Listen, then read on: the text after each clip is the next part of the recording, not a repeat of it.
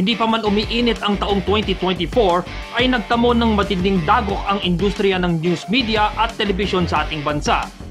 Matapos ang ilang araw ng bali-balita ay formal nang inanunsyo ng Nine Media Corporation ang kanilang pagtatapos ng kanilang lisensya para sa CNN Philippines. Idinahilan ng naturang korporasyon ang malaking lugi sa kanilang operasyon, ang malaking singil sa kanila ng mother company na CNN na siyang pinalala ng nagdaang pandemya. March 2015 nang makilala sa Philippine Television ang analog free TV Channel 9 bilang CNN Philippines. Bagamat dala-dala ng Philippine counterpart ang pangalang CNN, makikita pa rin ang galing, dedikasyon at kredibilidad ng mga Pilipino sa pagkalap at paghatid ng balita at impormasyon. Malaking katibayan din ang mga events at TV specials na nakakuha ng atensyon ng mga manonood lalo na sa panahon ng national elections. Ang kasaysayan pa lang ng Analog Free TV Channel 9 ay napakakulay na mula sa unang broadcast nito hanggang sa mga nakalipas na araw na nagpalit ng format ang channel.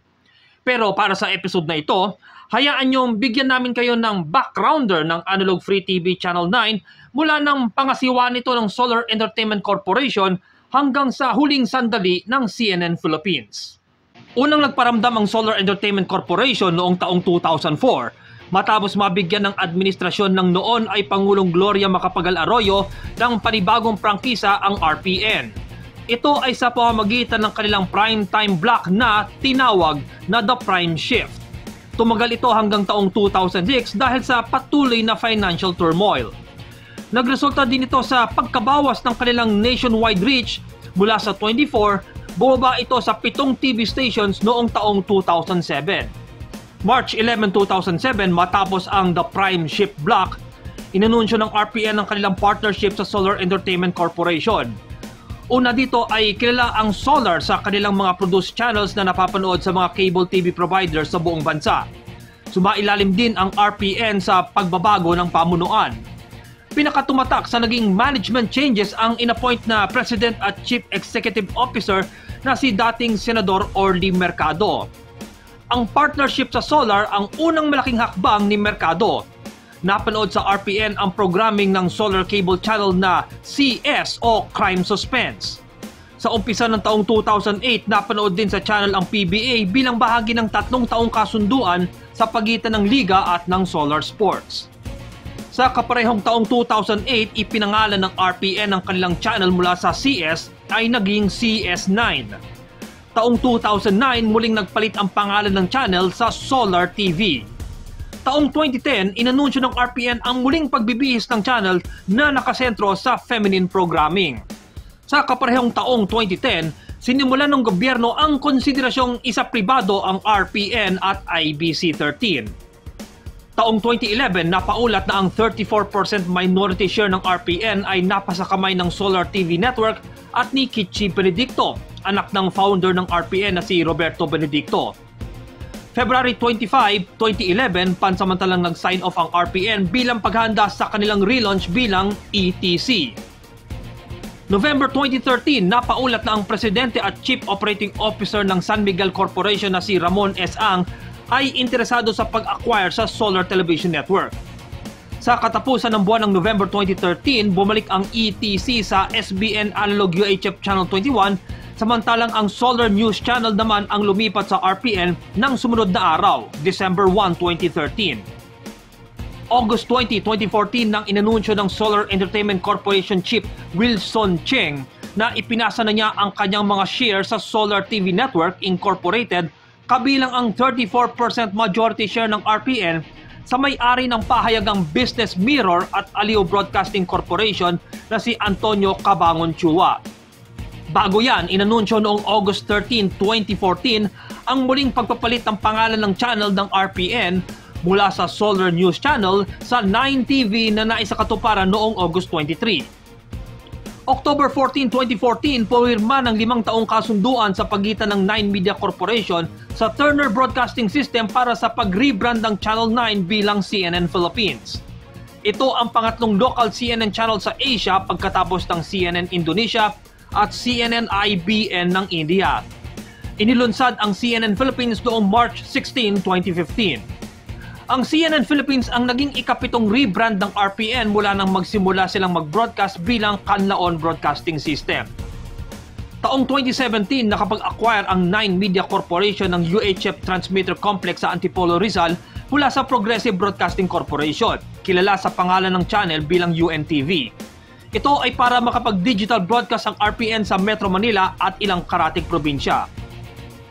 December 22, 2023, pumasok sa kasunduan ng TV5 sa 9 Media para i-broadcast sa Channel 9 ang Itbulaga tuwing Sabado at mga weekend games ng PBA. Subalit noong January 25, 2024, ibinalita ng Media News Philippines ang napagkasunduan ng 9 Media at CNN na i-shutdown ang CNN Philippines dahil sa financial losses, mababang ratings ng channel at kawalang suporta ng mga advertisers. Sa naging General Assembly ng 9 Media Corporation at ang mga naging empleyado ng CNN Philippines, pinangakuan sila ng separation pay at ang mga on-cam anchors at talents ay binigyan ng pahintulot ng network na maghanap ng ibabang network na pwede nilang pagtrabahuan. January 29 ang naging huling live broadcast nila at nagpaalam na sila sa ere nitong January 31. Pumasok ang buwan ng February na ang Analog Free TV Channel 9 na kilala sa buong panahon nito bilang RPN ay nagpakilala sa kanyang bagong pagkakakilanlan bilang RPTV. Ang bagong pangalan ng channel ay hinango sa dalawang bahagi.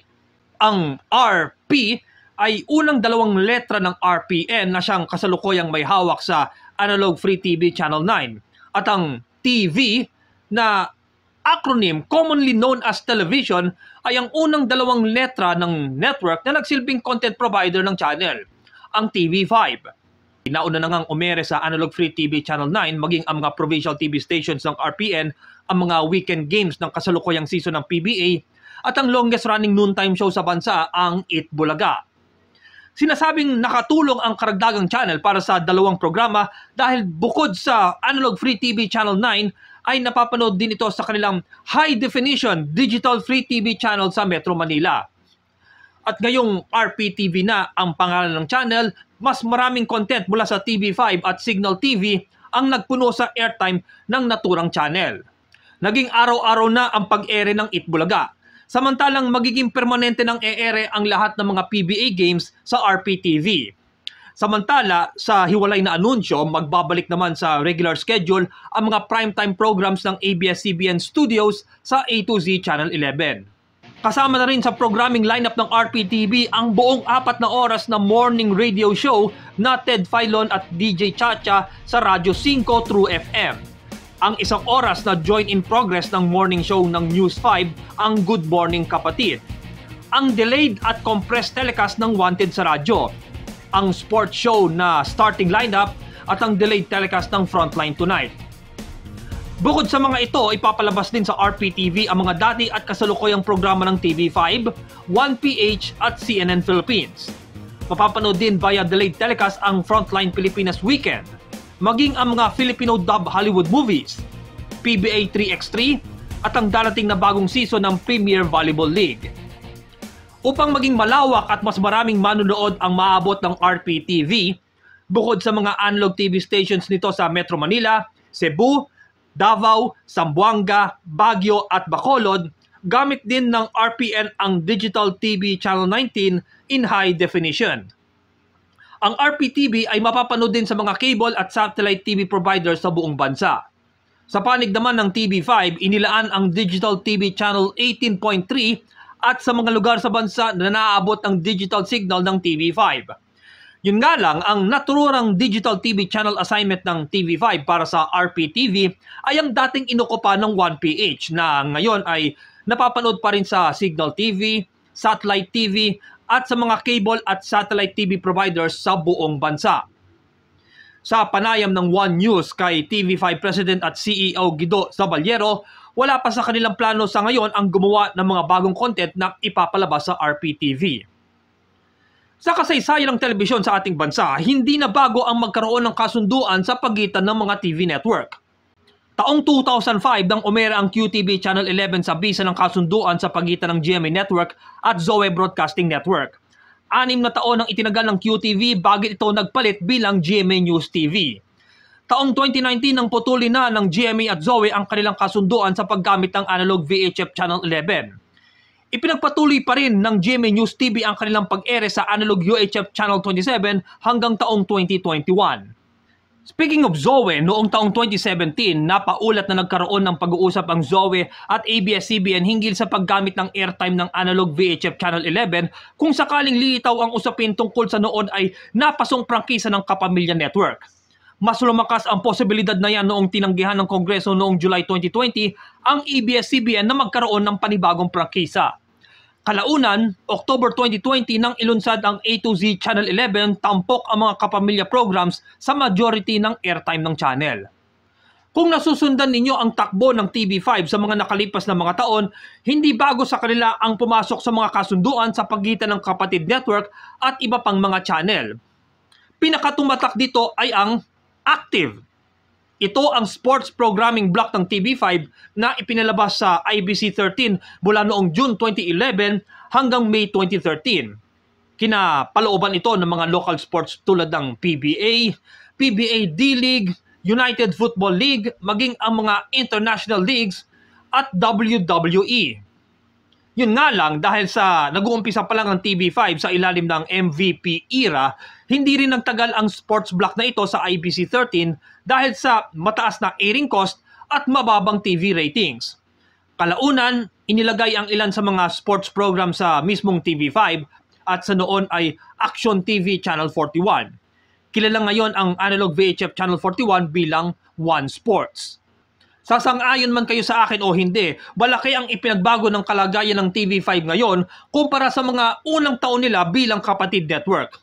Kung noon ay nahihirapan sila na magpalabas ng mga bagong content para sa kanilang mga manonood, ngayon ay nakikinabang na sila sa pag-ere ng ilan sa mga content mula sa ABS-CBN Studios, mula sa mga cable channel na kine-carry ng Signal TV, mga sports programs tulad ng PBA, UAAP, PVL, One Championship, at ang paglipat ng TVJ at ang mga legit dabarkads, at syempre ang titulong Itbulaga.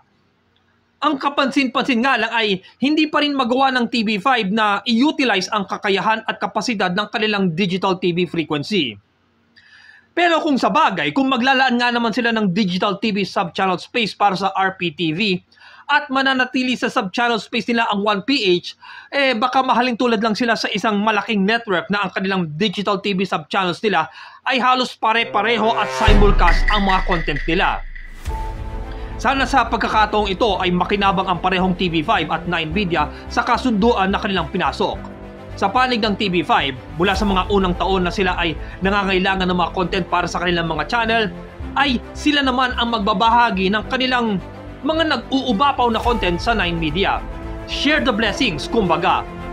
Sa panig naman ng 9Media, bagamat malaki ang nawala sa kanila sa aspetong pinansyal, sa pamamagitan ng kasunduan nila sa TV5, sila naman ang may pagkakataon na makabangon kahit abutin ng ilang taon. Hindi naman siguro magkukulang ang TV5 ng mga content mula sa mga nauna nilang kasunduan mula sa iba pang mga content provider. Isa na naman itong pagkakataon para sa mga TV viewers para mas tangkilikin ang mga content ng TV5 sa pamamagitan ng RPTV, lalo na sa mga target audience ng mga partikular na content. Bago ko makalimutan, one more thing, aminin man natin o hindi, malaking kabawasan sa larangan ng news media sa ating bansa ang biglang pagkawala ng CNN Philippines. Pero yan ay ating mas tatalakayin sa susunod na episode.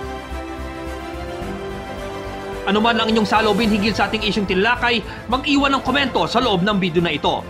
Sana po ay makapag-abot kayo ng tulong sa amin upang patuloy kaming gumawa ng mga content na magbibigay sa inyo ng kaaliwan at pagtalakay sa mga balita at isyo na pupukaw sa inyong mga kaisipan na magdudulot ng matalino at makatwirang palitan ng kuro-kuro, pananaw at opinyon. At syempre, huwag niyong kalimutang manood, mag-like, mag-share at mag-subscribe. And with that, sumayin niyo ang isa na namang edisyon ng #BreakItDown. Marami pong salamat sa inyong panonood. Mag-subscribe lamang po kayo sa Anime Kabayan YouTube channel, like and share, ring the bell also, hanggang sa susunod po nating pagkikita. Ako po, si Marlo Magtibay, laging out, marami pong salamat sa pagsama nyo sa akin. And that's how I break it down. Break it down, yo!